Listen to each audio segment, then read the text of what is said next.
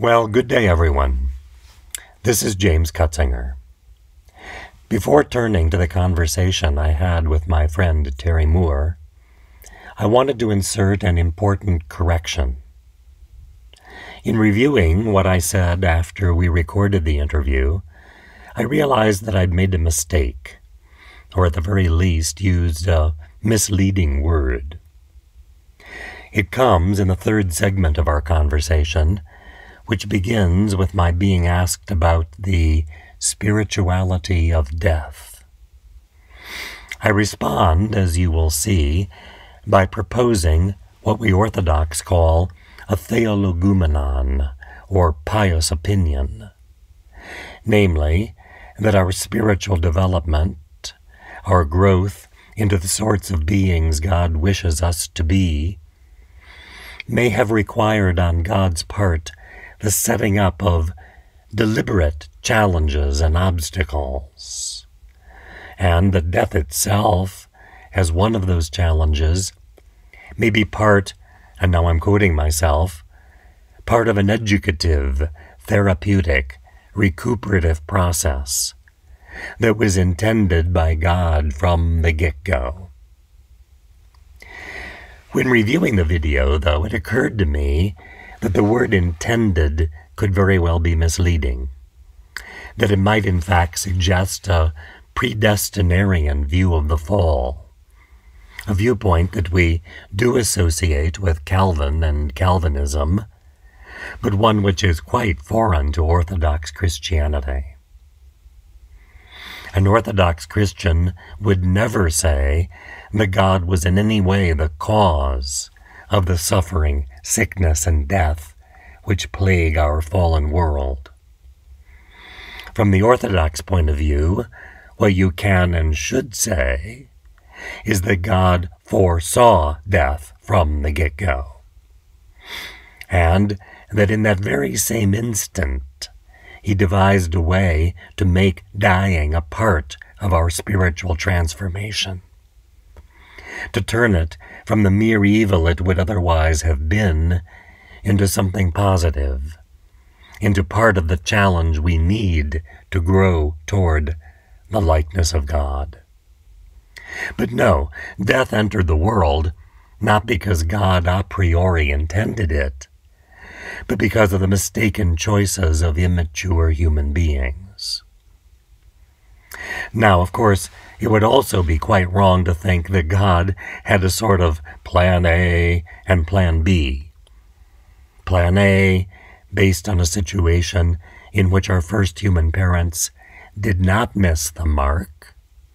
Plan B, based on a situation in which they did miss the mark. This is much too human a way of thinking about God, who exists, after all, beyond time and change and backup plans, and for whom all time, past, present, future, is now. So I guess about the best I can do by way of correction is to say that somehow man and God are each responsible for the deadly situation in which we find ourselves, though of course that responsibility in each case is quite different. And that is why it can also be truly said that suffering and death are at once something bad and something good, both a curse and a blessing. Well, enough of all that. Let's get on with the interview. Can anyone say that they have lived a fulfilled life? Are you fulfilled? Are you content with your relationship with God? Well, the last question, yeah, for certain, sure, yes, I'm content. And I'm reasonably confident, I hope it's not an arrogant claim, that He's content with me. I don't know that anybody could say they're fulfilled till they're dead. Looking back, as it were, then across the chasm, the boundary, or through the veil from the other side, you could say perhaps then. I mean, look at me. I'm supposed to be dead. I have stage 4 lung cancer, diagnosed in July of 2017. It hasn't moved from the lung. It's permeating the bones of my body, but I had a doctor last week say, "You're an outlier, you're weird, I've never had a case like you, don't know why you're still here." I don't know either, but apparently there's something I still have to fulfill. Apparently I'm not done. Apparently God has something else in mind for me. I think it's partly that I think I can continue, God willing, with God's help and His grace, improve just a bit. And it's for me to have time to work on myself, to work out my salvation with fear and trembling. And I think I've had the sense that it's also time for me to share a bit, as we're doing right now, to try to pass on what little I think I might know about things and be of some help to people. But no, I don't think I could say that I'm fulfilled yet. That sounds a little too premature. A little too final. A little too final. Yeah, the Orthodox tradition is actually a little bit, if wrongly presented, it can be a little bit anxiety-producing sometimes.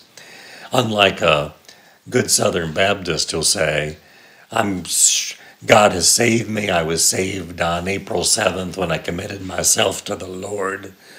The Orthodox say you don't know you're saved till you're saved. Because we have a freedom, a free will, we can make the wrong choice and screw up at the end. I'm not worried about that, but no. Again, I think it's important to wait till that last minute, and then maybe as one is passing through the veil, you could say, I did it. Right. I'm done. Got it now. I'm fulfilled. I feel good about this. It was a good trip. Well, you've written a book that I think I and most of my friends have read, Advice for the Serious Seeker. When did that come out? 1997, I think. All right, so about 20 years ago. Mm-hmm. Now, a lot's happened in the last 20 years. If you were to rewrite that book now, how would it be different? What would you stress that you had not stressed, or what did you stress that you would now give lighter weight to? Knowing you were going to ask the question, I pulled it off the shelf. Yeah, it's been over 20 years since I wrote it. I think it's been at least a decade since I read it. So I'm not sure I know. It's advice to the serious seeker. I wouldn't change that. I wanted the book to be direct, me talking to someone who had asked me one of the many questions I would be likely asked by a student or a cynic or skeptic or someone into one of the New Age markets and movements and so forth. So I wanted it to be very direct. I wouldn't change that, certainly. You know, it's a funny thing. I don't know how to explain it exactly, but it's a book that in many ways wrote itself.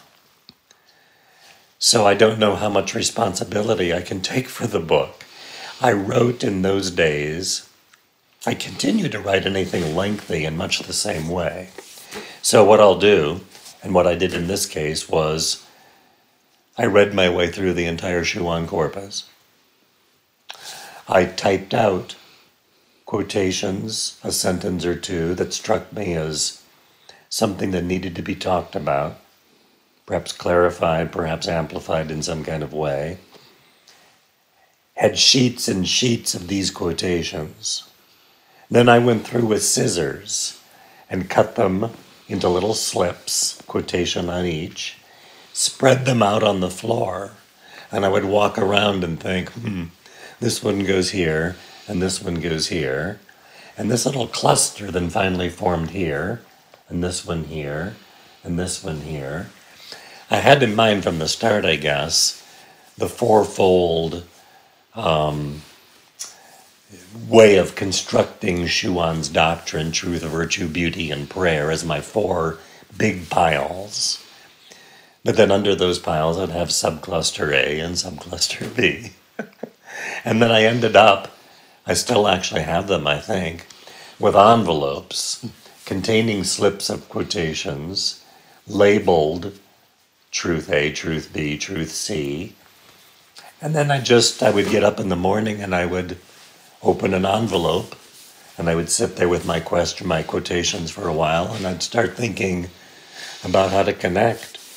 And the dots sort of connected themselves. So again, to say what I'd change, I don't know that I'd change. I don't know that I wrote it. And I don't know, maybe he wouldn't want me to change anything. I've had enough people tell me they have profited from this that maybe we ought to just leave well enough alone. You once said you thought it might be too difficult. Too difficult. Did I say that? It's been and it needed to be simplified further? I mean, I tried to be as direct as I can. He's difficult. Right. Of course, I was trying to unravel the often rarefied stratospheric prose and bring it down to the ground a bit. I don't know whether I could do that too much more without watering it down. One doesn't want to oversimplify. No, one doesn't want to. And one is writing to a certain kind of reader who is a serious seeker. That's right. It's not written just for anybody, for the checkout stand at the local grocery store. No. Yeah. Advice to the serious seeker. Advice to the serious seeker. And it's all me. You have asked me, I'll say, right?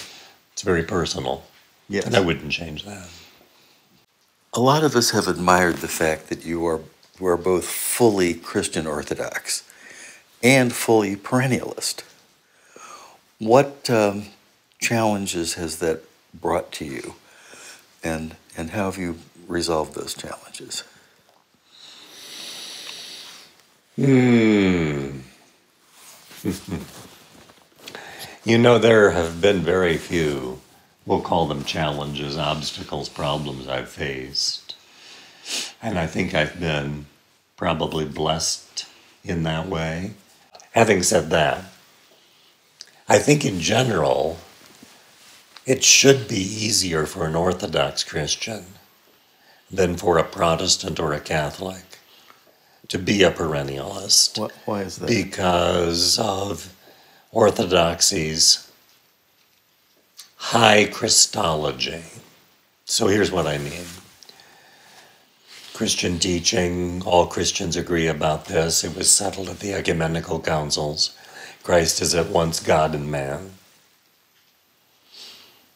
But the Orthodox, again to simplify, perhaps more than I ought to, stress the divinity in a way that's not stressed in the West. Among Protestants, you'll get, even from an Orthodox point of view, the almost blasphemous notion that Jesus is my personal friend and that he is someone I can go to and he understands me because he's a man as I am. The Orthodox tradition, and truly again, what really should be understood as the Christian tradition as a whole, is that Jesus Christ was not a man. He was human, but he was not a human. It's a very subtle distinction, I realize. Who he was, what he is a person of the three-personed Godhead, the Holy Trinity, referred to as the Son, the Word, the Logos of God, who, out of his concern for mankind, for us men and for our salvation, as the Creed says, took upon himself human nature as such.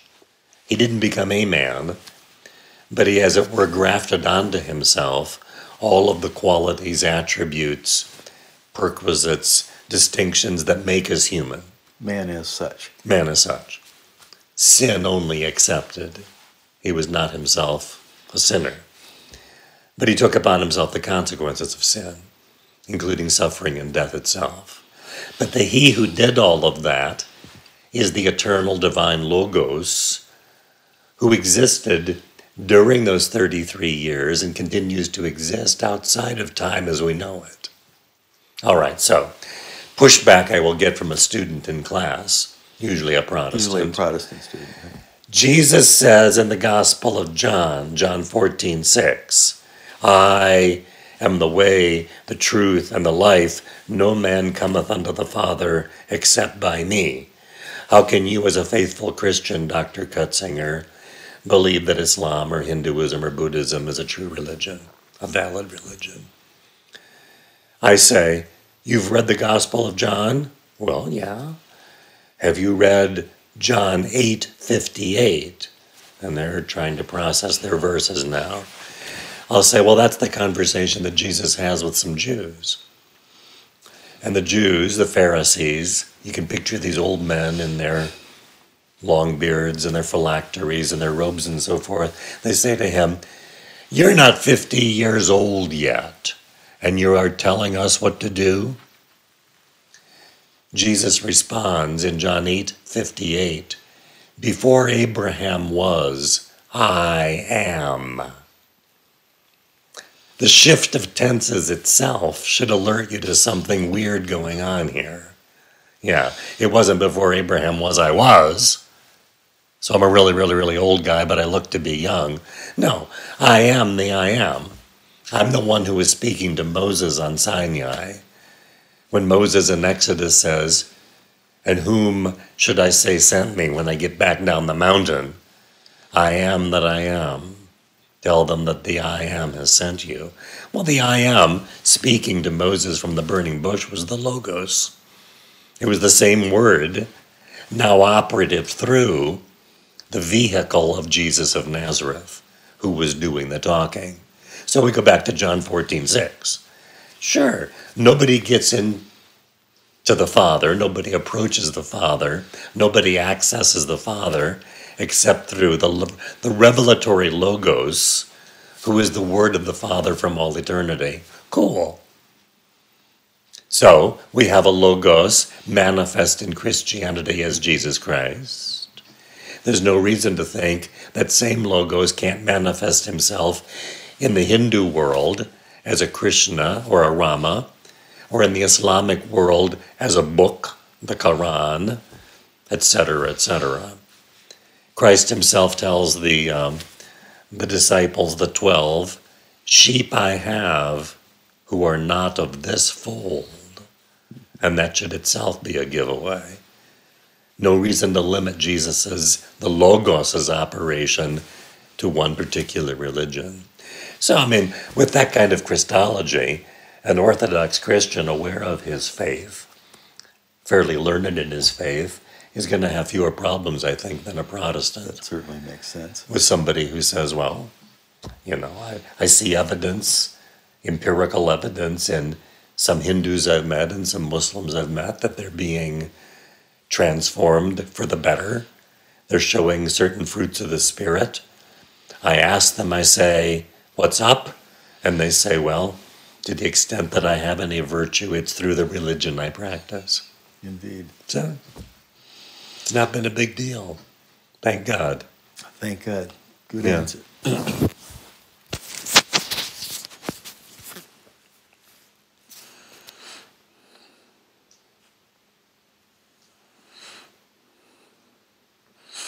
What can you say about the spirituality of death? Say more. Spirituality of death. What does the notion of death have to teach us or say to us? Well, that we're not completely cooked yet. There's more to be done. It's an interesting thing. We'll go back. Well, I'll keep positioning this self in terms of orthodoxy, since that's kind of where we're going here anyway. The Orthodox Church teaches, unlike again the Western churches, both Catholic and Protestant, that our first human parents, called Adam and Eve in the scriptures, were not fully grown, adult, perfect human beings. They would be better compared to little children. According to Irenaeus, a 3rd century church father, another early church teachers as well. Not yet mature, not yet spiritually wise enough to, as it were, fend off the temptations of evil. So they screwed up. The fall was a screw-up. It wasn't a rebellion. It was the sort of mistake any little kid might have made, because they were at that point between image and likeness. Genesis 1:26-27 records God as saying he had created man in his image and likeness, male and female created he them. Well, the church fathers said to themselves, image and likeness. There must be a distinction of some kind. God wouldn't use more words than he needed to. Image sounds a lot like a likeness, but there must be some difference. They came to the conclusion, image is the potential implanted by God. Likeness is the full actualization of that potential. When, to use Athanasius's language, God having become man, man becomes God. It's the becoming of God and partaking of the divine nature in its fullness that constitutes being in the likeness of God. So between having the potential and actualizing the potential, something prematurely went wrong. Well, went wrong. Yes, right. Now we have to parse that a little bit. God, of course, in omniscience knew it would go wrong. I have the theologumenon. That's a Greek fancy term for a pious opinion, not in conflict with doctrine or dogma, but not necessarily espoused by the church. That God knew perfectly well that the growth from image to likeness required a kind of challenge. Perhaps even you could say a setting up of deliberate obstacle. And that the results of a premature screw-up would entail death and disease and suffering, and that would itself be part of the growing process, the actualization process. Curious thing, I mean, again, I'll go back to the fathers, Irenaeus and others. Athanasius will say, death was at once a curse and a blessing. One hears that kind of thing. Paul says the wages of sin is death. Had we not sinned, missed the mark, made a mistake, there would be no suffering and death and disease in the world. But at the same time, it's a blessing inasmuch as God, man having messed up, doesn't allow him to remain in a messed up condition forever, but allows for an exit. And the exit is death, and the opportunity in a different dimension or plane of being to begin a new work, begin working on oneself in a new way, let's put it that way. So I don't know, that's the best I can do, spiritual meaning, I guess. I think it's part of an educative, therapeutic, recuperative process that was intended by God from the get-go. I don't want to treat it as too, simple or part of a natural kind of caterpillar into moth or butterfly thing. It's painful, it hurts, it's scary. It's a matter for rebuke, as it were, rebuking myself, I mean, that I would have to die. But I think it's also, it's a good thing. It has good and it's bad. Well, in a previous question, you said one of the reasons you think you may still be with us is that you have more to say or share. Well, maybe. Is there anything that particularly comes to mind? Is there anything... Is there anything you'd like to say that you haven't? That I want to get off my chest? Well, I don't mean to give it a hard edge. A topic you haven't explored, an opinion. What was that wonderful term for opinion? theologumenon Do you have any is a thought about God. Do you have any theologumeny that you might like to share, or anything else for that matter? Well, I'm in the process of doing that actually right now. I'm working on an essay. Oh, And if I decide at the end of the day it's useful and might be worthwhile to people, I'll probably post it on my website.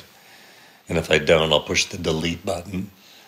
As I said to somebody in a recent letter, if God decides it's not worthwhile, he'll press the delete button and I'll just die. I'm calling it a Dying Universalist's Speculations Concerning the Intermediate State. That's the tentative title. So this is the Dying Universalist. Universalist at this point, I mean by that someone who is convinced that all men shall be saved, admitting as we must, empirically, we have to take seriously the evidence. People pass from this world in very, very different states of readiness. Some more like the likeness than others. Some having actualized the potential better than others. Some closer to the image. But I do think that there are other opportunities in whatever comes next for recuperation and therapy and growth. So I'm a universalist in that sense of the word. A dying universalist's speculations, and that's all they can be for me at this point, as to what happens, though, between the moment of my death or your death and our reaching that final state of ananda or bliss or purification or paradise. I think there is a time, whatever time might mean, in the next world of growth. What happens? What happens to me and what must I do during that time? Mm-hmm. So I'm speculating about that. And in a way, I suppose, I guess I've alluded to the text here already. Philippians, Paul's letter to the church at Philippi, chapter 2, verses 12 and 13. I often quote these. I think they're very important verses. Work out your salvation with fear and trembling, comma, for God is at work within you to will and to work his good pleasure. The Orthodox talk about what they call synergia or synergy, cooperation or co-working with God. And I think even as now, we're obliged as a Muslim, a Christian, a Hindu, to do something for our salvation's sake, which we couldn't do unless the deity were in some way within us, energizing us, providing us the power we need to grow. That's beautiful. That's synergy, okay? I think that continues, and that must continue in the intermediate state. So I'm asking myself two questions. What's happening to me? Am I to appropriate or receive or assimilate those energies in some kind of other way than I do now while I still have this body? I mean, another question is, will we have a body? Will we have a more rarefied body, a different kind of body in that state, prior to what we as Muslim Christian would call the resurrection of the body?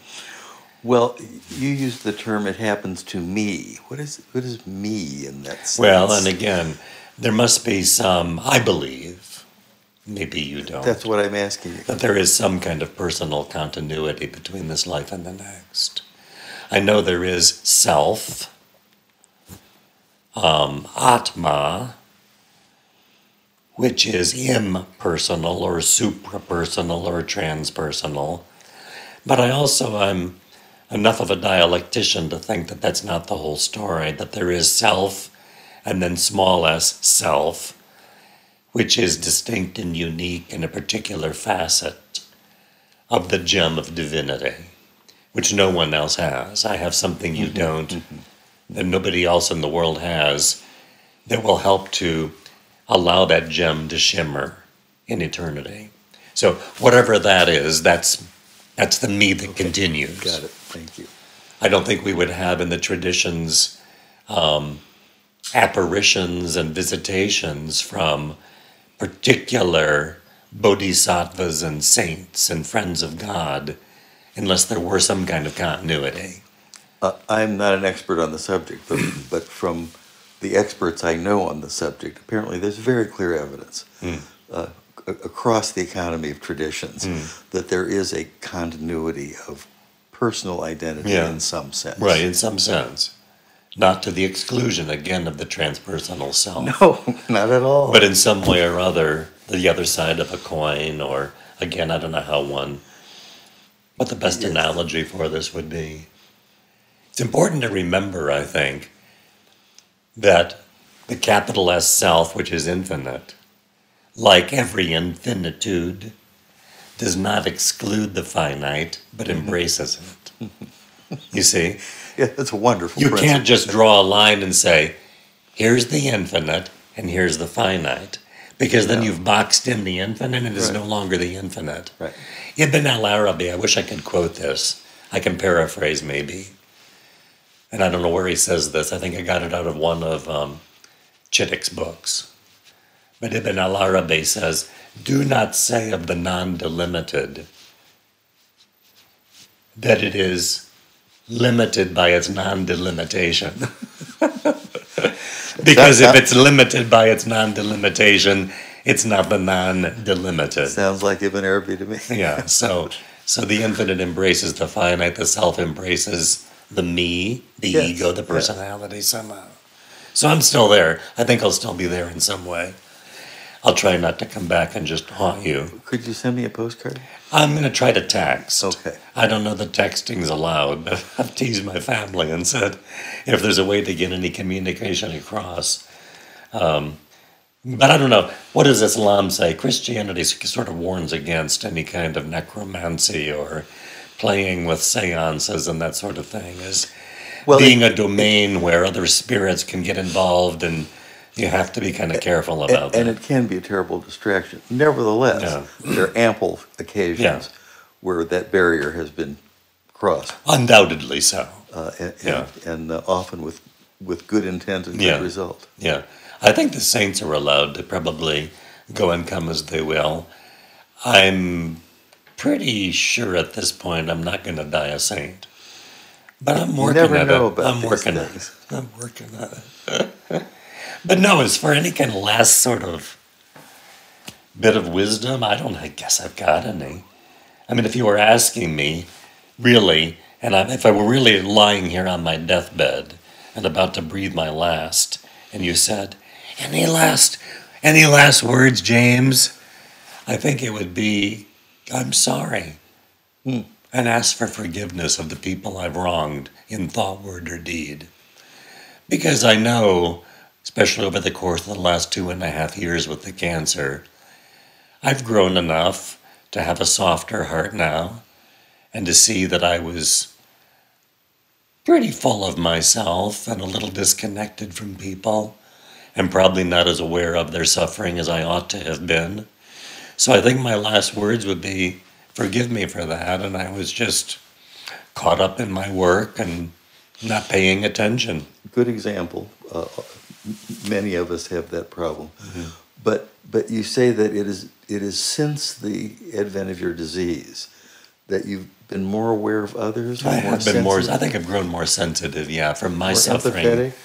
Empathetic. My suffering has made them has made me more aware of their difficulties.